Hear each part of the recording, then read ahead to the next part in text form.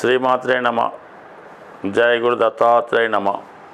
ఈ వీడియోలో మనం తులారాశి వారికి మార్చి 23 నుంచి 29 మధ్యలో జరగబోయే వార ఫలాలు పరిశీలించినప్పుడు తులారాశి వారికి మరి ఈ వారంలో ధనాన్నిచ్చే ఏకైక గ్రహం కుజగ్రహం.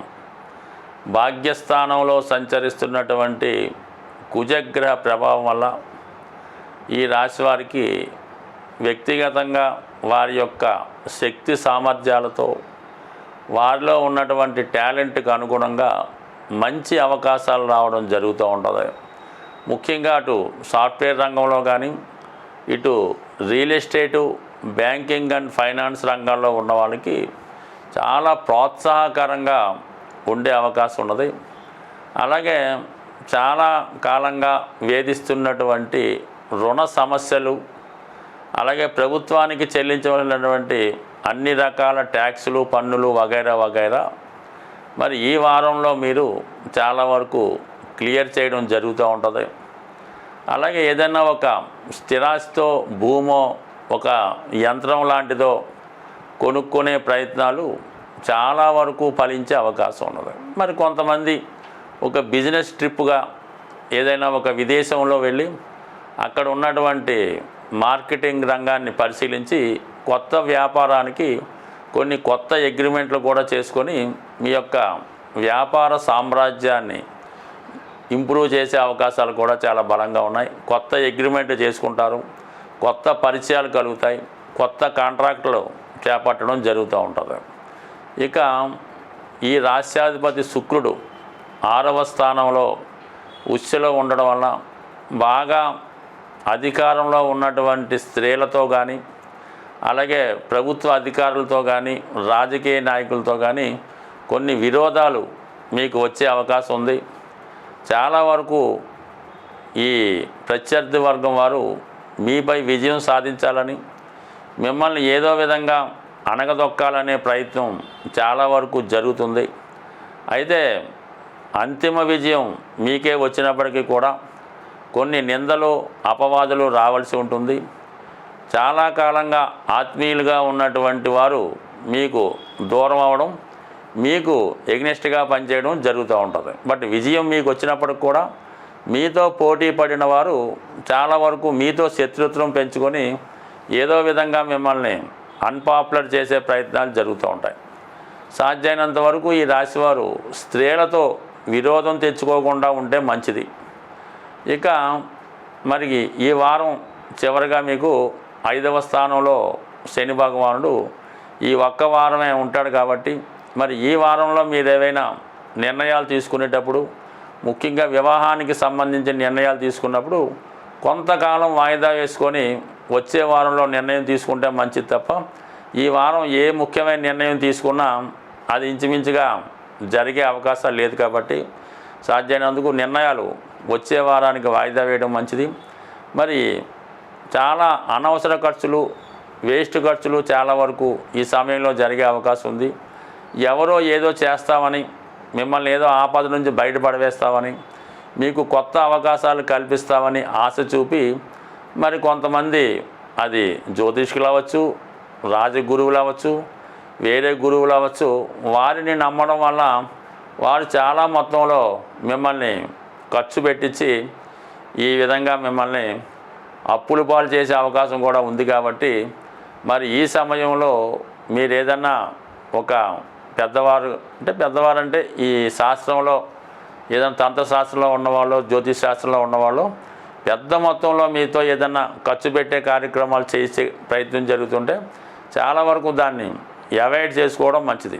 ఏదైనా ఒక పరిహారం అన్నది మన స్థాయికి మించి ఉండాలి. అంటే అందుకే శక్తి కొలది అంటాడు. ఒక వ్రతం చేసినా, ఒకటి చేసినా మీ దానం అన్నది, మీ పూజ అన్నది శక్తి కొలది. అంటే మీకు ఎంతవరకు సరిపోతుందో అంతవరకే చేయాలి తప్ప అటు మీ తహాతకు మించి చేసినా దానివల్ల ఫలితం ఉండదు.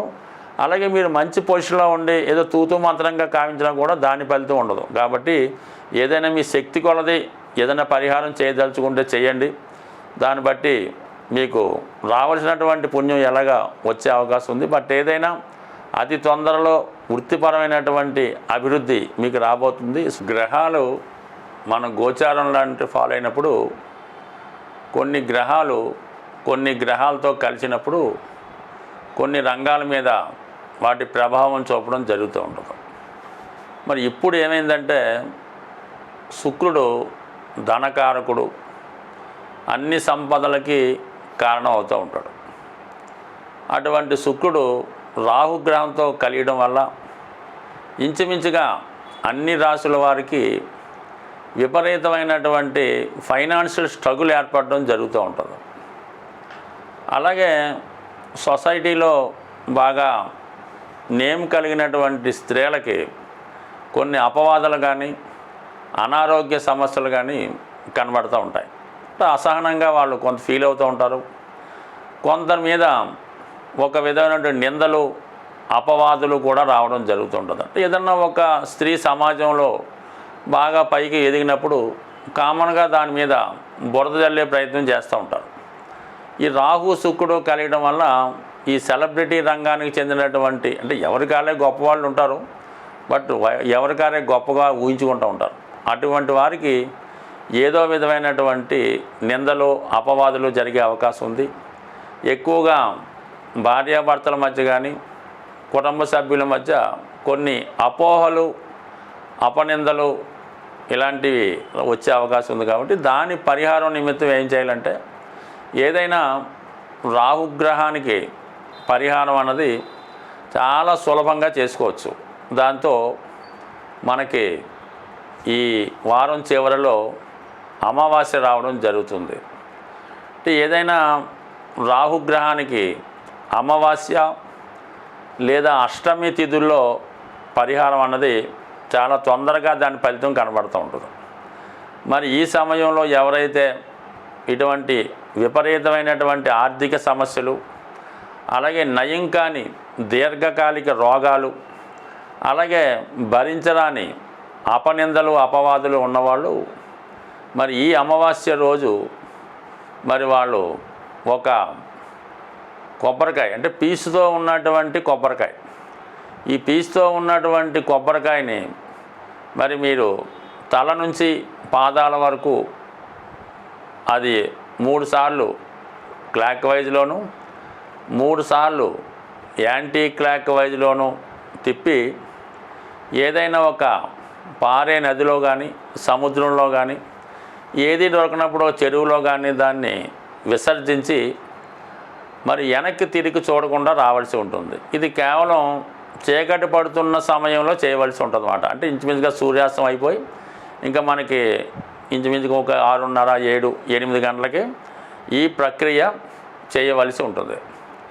ఇంకా ఇంకొక రెమెడీ ఏంటంటే ఇక బాగా అసహనంగా ఉంటూ కొంతమంది మగపిల్లలు కానీ ఉద్యోగస్తులు కానీ చాలా ఏది చేయలేని పరిస్థితి, ఒకప్పుడు చాలా ఒక వెలుగుతారు, చాలా స్ట్రగుల్ పడుతుంటారు, ప్రతిదానికి కూడా ఇతరుల మీద ఆధారపడుతుంటారు, ఒక మానసికంగా మనసు దెబ్బతిన్నట్టు మానసికంగా ఇబ్బంది పడుతున్నట్టు కనబడుతుంటారు.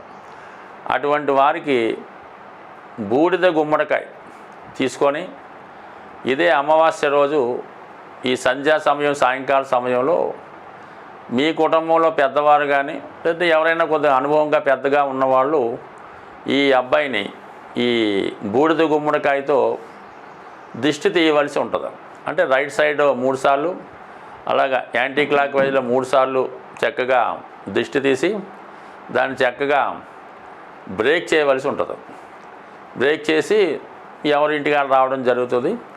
ఎవరైతే ఈ దిష్టి తీసారో వాళ్ళకి ఒక 18 సంఖ్య వచ్చే విధంగా ఓ 18 రూపాయలు, 180 రూపాయలు, 1800, 18,000 అది మీ యొక్క శక్తి కొలది వారికి ఇవ్వవలసి ఉంటుంది. మీరు చక్కగా ఇంటికి రావాల్సి ఉంటుంది. సో ఈ విధంగా ఈ కొద్దిపాటి రెమెడీస్ చేసుకోవడం వల్ల ఏదైనా అమావాస్య రోజు ఏదైనా టెంపుల్లో మీరు ఒక 4 కొబ్బరికాయలు సమర్పించిన, ఒక గుమ్మడికాయ సమర్పించిన చాలా వరకు ఈ రాహు చేత పీడించబడుతున్న వాళ్ళు దాని నుంచి బయటపడే అవకాశం ఉంది. స్వస్తి.